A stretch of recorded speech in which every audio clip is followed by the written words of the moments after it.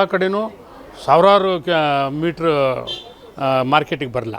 ಒಬ್ಬರ ಮೈ ಮೇಲೆ ಇದ್ದಿದ್ದು ಇನ್ನೊಬ್ಬರ ಮೈ ಮೇಲೆ ಇರಲ್ಲ. ಆ ರೀತಿಯ ಒಂದು ವಿನ್ಯಾಸ ನಾವು ತಯಾರು ಮಾಡ್ತಾಯಿದ್ದೀವಿ. ಆಮೇಲೆ ಟೆರಕೋಟಾ ಜ್ಯುವೆಲ್ರೀಸ್ಗಳು, ಆವಿ ಮಣ್ಣಲ್ಲಿ ಆಭರಣಗಳನ್ನು ಮಾಡಿ ಅದನ್ನು ಬರ್ನ್ ಮಾಡಿ ಅದಕ್ಕೆ ಬಣ್ಣ ಕೊಟ್ಟು ಅದನ್ನು ಮಾರಾಟ ಮಾಡ್ತೀವಿ. ಅದು ತುಂಬ ಎತ್ನಿಕಾಗಿ ಕಾಣಿಸುತ್ತೆ. ಅಂದರೆ ಬಂಗಾರಕ್ಕೆ ಒಂದೇ ಬಣ್ಣ ಇರುತ್ತೆ, ಆದರೆ ನಾವು ಮಾಡೋ ಆವಿ ಮಣ್ಣಿನ ಆಭರಣಗಳಿಗೆ ಹಲವು ಬಣ್ಣಗಳು ಇರ್ತವೆ. ಸೊ ಹೀಗೆ ಅದು ಬೇರೆ ಬೇರೆ ಈಗ ಬಸ್ತರ್ ಆದಿವಾಸಿಗಳ ಇದಿದೆ, ಪೇಂಟಿಂಗ್ ಇದೆ, ಗೌಂಡ್ ಆರ್ಟ್ ಅಂತೀವಿ. ನಮ್ಮ ಇಂಡಿಯಾದಲ್ಲಿ ಪ್ಯೂರ್ ದ್ರಾವಿಡಿಯನ್ ಬ್ಲಡ್ ಇರುವಂಥ ಟ್ರೈಬಲ್ಸ್ಗಳವರು. ಅವರು ಕಬ್ಬಿಣವನ್ನು ಕುಟ್ಟಿ ಆಕಾರಗಳನ್ನು ಮಾಡ್ತಾರೆ. ಆಮೇಲೆ ಅವ್ರ ಚಿತ್ತಾರಗಳೇ ವಿಶೇಷವಾಗಿರ್ತದೆ.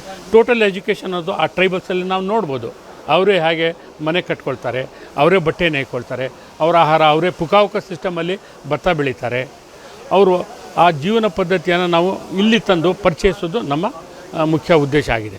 ಮಲೆನಾಡಿನ ಜನರಿಗೆ ಈ ರೀತಿಯ ಒರಿಜಿನಲ್ ಒಂದು ಮೂಮೆಂಟಮ್ ಕೊಡೋದಾಗಲಿ ಅಥವಾ ಒಂದು ಬಟ್ಟೆ ತೊಡೋದಕ್ಕಾಗಲಿ ಒಂದು ಮಳಿಗೆ ಇರಲಿ ಅಂಥೇಳಿ ನಾವು ಈ ಗುಡಿ ಎಂಪೋರಿಯಂ ಅನ್ನೋದನ್ನು ಈ ಜಾಗದಲ್ಲಿ ತೆರೆದಿದ್ದೇವೆ. ಎಲ್ಲರ ಸಹಕಾರ ಬೇಕು.